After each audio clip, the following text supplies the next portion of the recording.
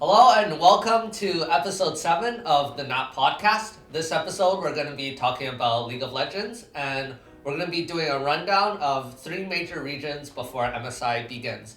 The first region that we're going to talk about is LCK, specifically T1, who went on a history-making 18-0 perfect run in the LCK. There's been a lot of drama around their perfect run, especially around COVID and a bunch of the LCK teams not being able to field their full roster. One of those examples was Fred Brion and Genji. Genji specifically couldn't run their full starting roster both times playing against T1. And so a lot of teams have been asking for Riot Korea to allow remote play from home or from the office, where LCK teams are allowed to field their full roster. Josh, what are your thoughts? Well, obviously, playing on remote play would put you at definitely a bit of a disadvantage, as you would have ping, right? So that would definitely be a big factor. But then you would also be able to have your main players. So I guess without putting it into action, we won't really know which will outweigh the other, and if remote play should be allowed. Yeah, so from the perspective of a viewer, how do you think that would affect them, having remote players? Do you think that would change anything, or do you think it would be the same experience? Well, it could definitely bring in more viewers because, they like to see the star players like, Faker, all these guys.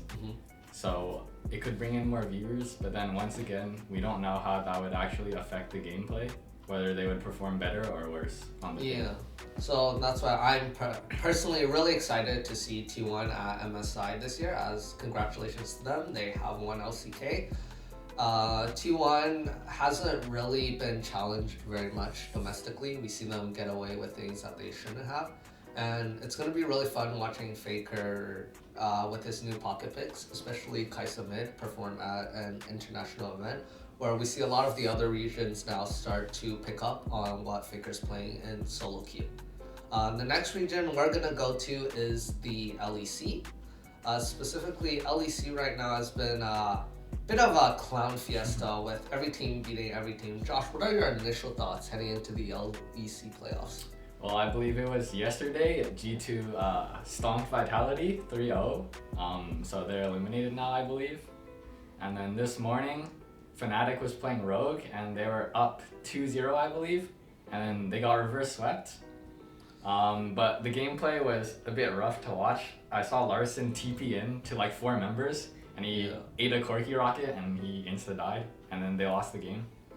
But yeah, this has been a very interesting season. I think a lot of people's power rankings at the beginning of the split were turned upside down, especially Vitality and Fnatic, who were predicted as the top 2, are actually really fumbling right now and unable to get any cohesive teamwork, it looks like. Specifically, I wanted to talk about Vitality, bringing Perks and Afari back from NA. They seem to be underperforming really heavily. Alfari got solo killed by Broken Blade, and so this prompts the question, are players now from the original starting of the LEC getting too old? We see Caps now not being like what he was used to, right? Caps and Perks in 2016-17 were the top 2 mid laners, but now we see guys like Humanoid and Larson starting to pick it up. So I really want to see now LEC teams slowly move away from the veterans and start building around these newer incoming talent. Who was it this year? Flackhead, Targamas, Unforgiven. They're really promising rookies. Right, but one thing that I also want to talk to you about was, how is this going to affect Reckless now? We see him play in the French leagues, and he himself has gotten really old over the years. So how do you think, what do you think are the chances of him making a return to the LEC? Well, I do remember, I'm pretty sure there's a clip of Reckless saying that he did want to come back eventually, but then all these new players are pretty cracked. So, and then also playing in the French league, obviously it's not going to be as competitive as playing in Europe, so his skills might actually get worse. So I guess we'll have to wait and see if he can still stack up with these other newer players, if he ever does return. I think we're seeing a new wave of players now, new wave of these superstars come onto the scene, right? Double Lift, Bjergsen from the LCS have really toned down a bit and are a bit more in the shadows. Perks no longer like he used to, Caps no longer. We see Uzi actually going back into retirement after half a split of playing with BLG. And so I'm really looking forward to what this new wave of superstars can do, right? We see people like Gumiya, Yushi, Keria just really taking over the scene by storm, and it's just really redefining how League is played. Okay, on to our final region, the LCS. Just some news. Specifically, let's talk about LS first, right? Yes. He's someone that C9 has brought over from Korea. There was a lot of hype around it. But he comes in, right? Picks Soraka, picks Ivern mid, shows that these strats are actually really viable. They were dumpstering teams with those picks, but mysteriously 3 weeks in, conflict of interest, LS gets kicked, and now LS goes back to the old playstyle. What are your thoughts on the LS situation? I think it's really strange, especially like their video that explained the reasoning behind it. I believe they said his like view on coaching didn't match up with theirs, which is kind of the whole point of bringing LS in, is to get this new coaching. Anyone who's ever watched LS knows he's a big fan of like reactive drafting, not coming into the game with like a set plan, but reacting on what the other team plays. So flexing things like Ivern like into multiple lanes, and then also these like double enchanter strats. So, and then this is what everyone came to see. So it's strange that it's the reason why they kicked him out. Yeah, it's just all pure speculation, but I think one of the things that made the most sense was I think LS wanted to bring a much more eastern-sided practice schedule into C9. I think, however, with burnout and the average player's age on C9, I don't think scrimming 10 to 11 hours is good. However, what I really appreciated was what they did with their academy team, right? Academy really means nothing at this point in LCS, and so having a secondary team that can scrim with your primary team, I think, is really important, especially in cases where we've heard about NA scrim culture, right? A lot of the time, I think it was Froggen a while back on Dignitas said that if you picked anything that was deemed out of the meta, people would just cancel the scrims and think he's trolling. But having, especially with LS's picks, I think having a secondary team and being able to test those out is really good. So I guess this also brings the question, what can LCS do now to make amateur scene and academy a bit more meaningful for the organizations? One of the suggestions that we could do is maybe draft orders, right? We see NA Proving Ground and specific teams having draft orders, and especially in traditional sports, draft picks are like a really important thing, right? Being able to get first draft. And so I think if you put a bit of like prize where if you win first place in academy, you'll be able to get the first draft pick, and then second place, and we go off of academy order. That might incentivize organizations to put a bit more thought into their academy teams. However, that might also bring the issue of having organizations sign old pros, veterans, onto their academy teams, which defeats the whole purpose of trying to raise up new players. And so this issue is like, how much do you want them to care about it, but then how much do you want them to not care about it, to the point where they can be feeling these new up-and-coming Zoomers. Another topic that I wanted to talk to you about was Summit and Berserker coming into NA, right? These are, Berserker never actually made it into the LCK. Summit was a top of the pack, top laner, but with them moving over to the LCS, we've seen them just be almost number one in their role. That's definitely it for Summit. Maybe number two with Someday in the talking, and then Berserker is almost definitely number one. So how do you feel about importing? Is it maybe worth it to import new players from China and Korea? Or should we still try to raise up these local pros? Well, I do think importing is kind of like a broken strat, I guess.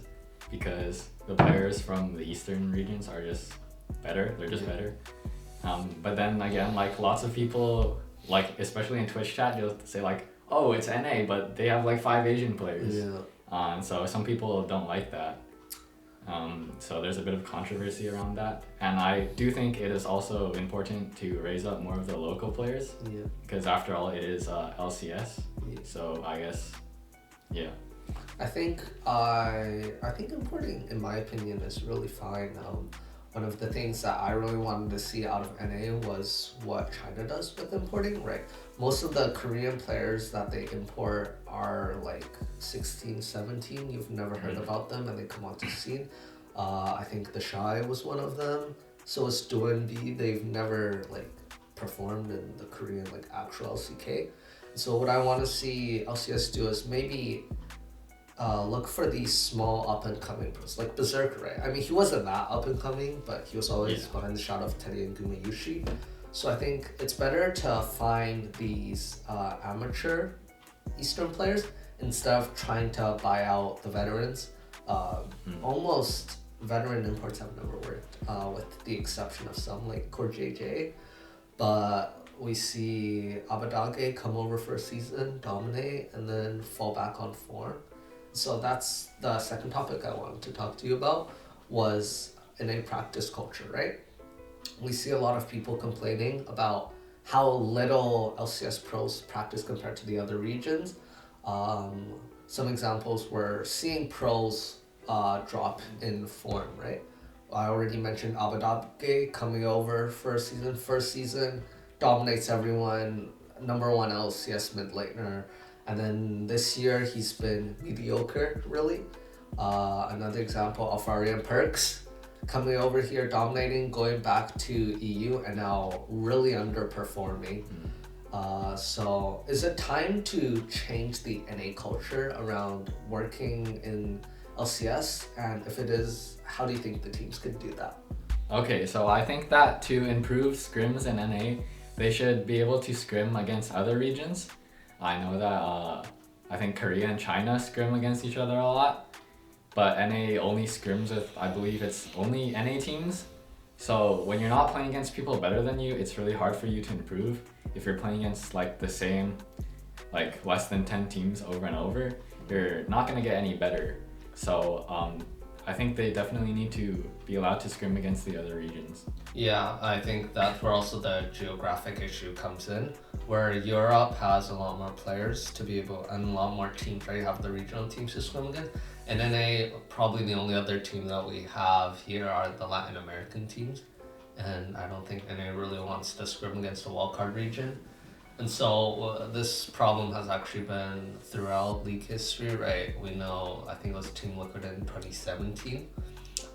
During the Rift Rivals, they faced the same issue where a lot of their practice were ineffective because the EU teams were just better. And so the strats that they were practicing that was winning against the lower NA teams would not work on the European teams. Last thing before we finish, I just also wanted to ask about your opinions on Champions Queue. There's a lot of pros have been complaining about how much monetary pricing there is with Champions Queue, and a lot of pros are actually getting criticized for not playing Champions Queue as much as the fans think they should. For example, Fudge and Danny from EG rarely play Champions Queue, where they say they want to practice more off meta picks, and they think that Champions Queue doesn't allow that. So what are your thoughts on this new addition to LCS, and do you think it's gonna help NA as a region? Well, so I guess Champions Queue is kind of like NA's super server, like they have in China. So I definitely do think that they should be allowed to experiment more with these like off meta things, like maybe enchanters or like mage bot lane. But then I think that, you know, if you're on the super server, then it is your responsibility to practice and play, especially if you're a pro. You know, there was that like controversy with Wonder. He wouldn't play solo queue. He would play World of Warcraft. And then he obviously didn't perform too well that season, and then he got flamed for it. So definitely I think pros have the responsibility to not only scrim with the team, but you have to do your own work as well, playing solo queue. So before we finish here, let's get our predictions in for MSI. We already know that T1's gonna make it, so that one's pretty certain.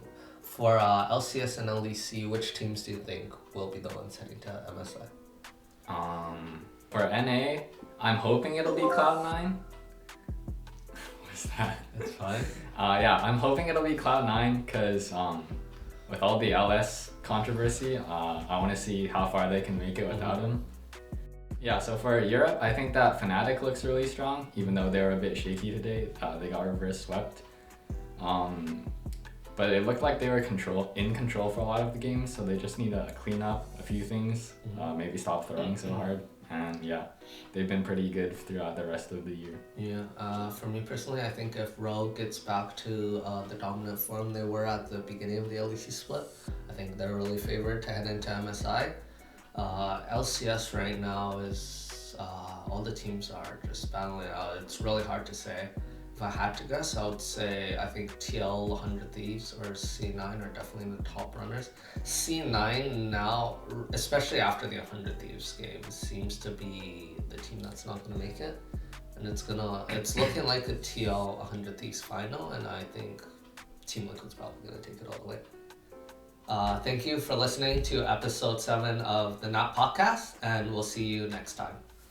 Woohoo, we're done. We're done.